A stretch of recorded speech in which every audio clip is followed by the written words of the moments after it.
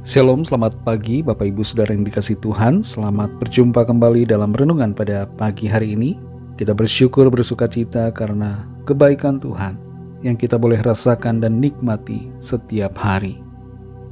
Saat ini sebelum kita mendengarkan renungan firman Tuhan, mari kita berdoa. Kami datang kepadamu ya Bapa, mengucap syukur Tuhan Yesus oleh karena kasih-Mu kepada kami. Tuhan sudah menyertai dan melindungi kami dari malam hingga pagi ini. Terima kasih untuk kesempatan, nafas hidup yang Tuhan berikan.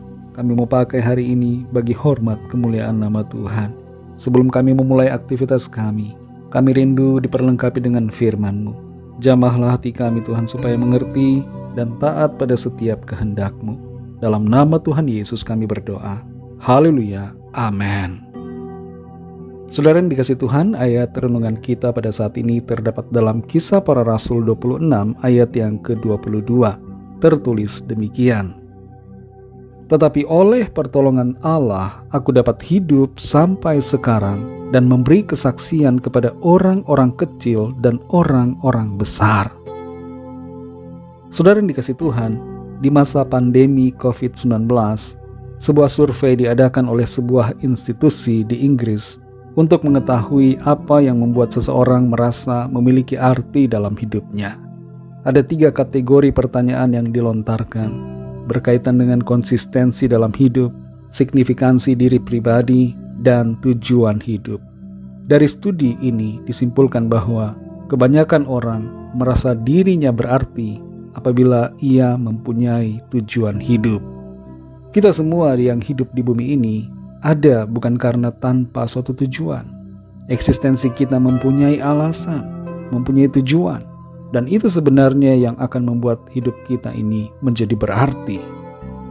Sebagian orang berusaha mencari arti hidup dengan berbagai cara, seperti menjalin hubungan cinta, memiliki pekerjaan yang baik, membeli rumah dan mempunyai banyak barang, traveling, dan sebagainya.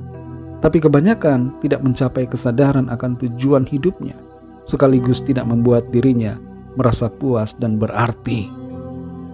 Tanpa tujuan, memang benar hidup ini tidak akan berarti. Bayangkan kita berjalan tanpa tujuan atau berkendara tanpa tahu mau kemana. Tujuanlah yang membuat perjalanan itu menjadi berarti. Begitupun hidup kita di bumi ini. Dalam Kisah Para Rasul 26 ayat 22 ini, kita belajar tentang tujuan hidup dari Rasul Paulus. Dan ini juga yang pada dasarnya menjadi tujuan hidup kita selama kita ada di bumi ini, supaya kehidupan kita menjadi berarti dan berguna.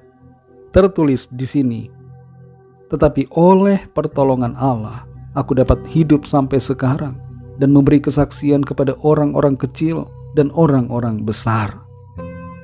Kita perhatikan di sini, Paulus menyadari bahwa hidupnya sampai saat itu merupakan karya kebaikan dan pertolongan Tuhan. Dia menyaksikan bagaimana Tuhan telah melindungi dan memeliharanya melalui segala cobaan dan pergumulan yang dia hadapi. Hidup kita juga adalah anugerah Tuhan. Ini perlu kita sadari, saudara. Setiap nafas yang kita hirup, setiap langkah yang kita tempuh, keberadaan kita sampai hari ini merupakan kemurahan dan kebaikannya atas kita. Anugerah dan kebaikan Tuhan bagi kita itu bukan tanpa tujuan. Dan disinilah kita mengerti apa sebenarnya tujuan yang diberikan Tuhan kepada kita. Kita baca di sini bahwa Paulus menyatakan, oleh pertolongan Tuhan ia dapat hidup sampai saat itu dan memberikan kesaksian bagi orang-orang kecil dan orang-orang besar. Inilah yang jadi tujuan hidupnya, yaitu menjadi saksi Tuhan kepada banyak orang. Dan tujuan yang sama ini diberikan Tuhan kepada saudara dan saya, yaitu supaya kita menjadi saksi-saksinya bagi orang-orang yang kita temui dalam hidup kita. Siapapun mereka, orang kecil atau orang besar, kaya atau miskin, raja atau rakyat, pejabat atau orang biasa. Dan jangan lupa juga keluarga kita masing-masing harus juga menjadi sasaran dari kesaksian hidup kita. Kita dipanggil untuk menjadi saluran kasih dan kebenaran Tuhan bagi mereka yang kita temui dalam kehidupan kita sehari-hari, baik mereka yang dianggap penting ataupun yang dianggap remeh.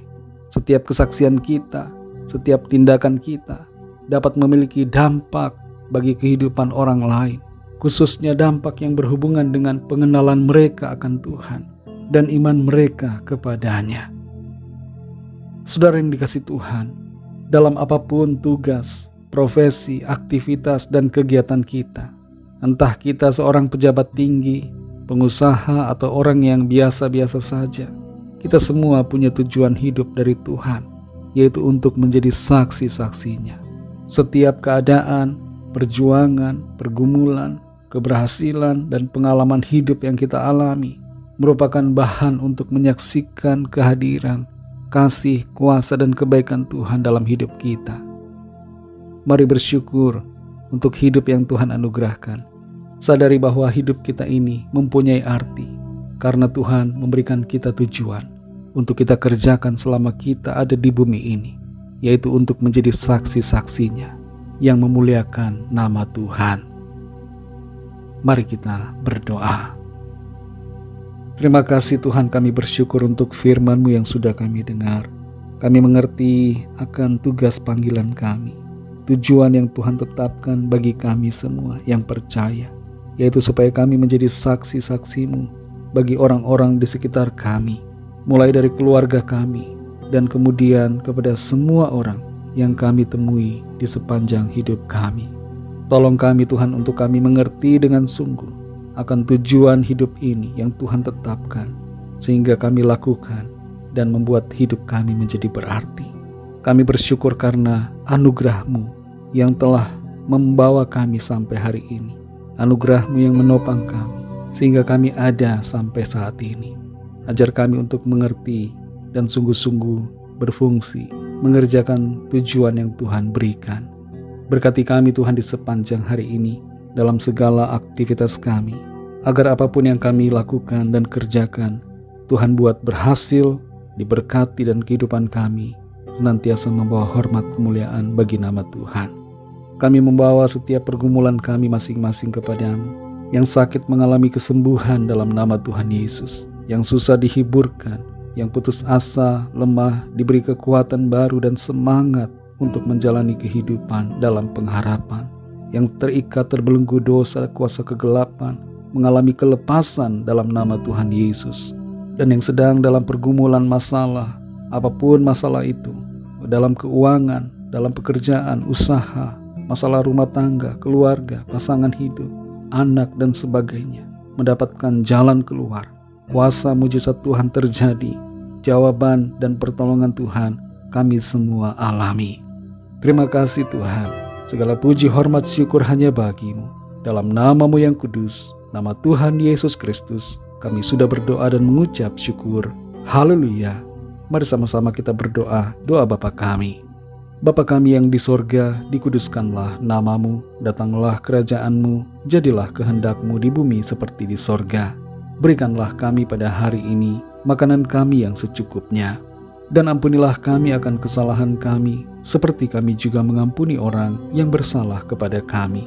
Dan janganlah membawa kami ke dalam pencobaan, tetapi lepaskanlah kami daripada yang jahat, karena Engkaulah yang punya kerajaan dan kuasa dan kemuliaan sampai selama-lamanya. Amin. Terimalah berkat Tuhan. Tuhan memberkati engkau dan melindungi engkau. Tuhan menyinari engkau dengan wajah-Nya dan memberikan kasih karunia. Tuhan menghadapkan wajah-Nya kepadamu dan memberikan damai sejahtera. Berkat anugerah dari Bapa Surgawi, cinta kasih karunia dari Tuhan Yesus Kristus, dalam persekutuan dan penghiburan Roh Kudus, menyertai kita semua sekarang ini dan sampai selama-lamanya. Dalam berkat nama Tuhan Yesus Kristus. Haleluya. Amin. Puji Tuhan, saudara yang dikasihi Tuhan, saya percaya firman Tuhan menjadi berkat dan kekuatan buat saudara semua, dan Roh Kudus akan menolong saudara untuk lebih lagi memahami kebenaran firman Tuhan. Tuhan Yesus memberkati saudara semua. Sampai jumpa dalam renungan yang berikutnya. Haleluya.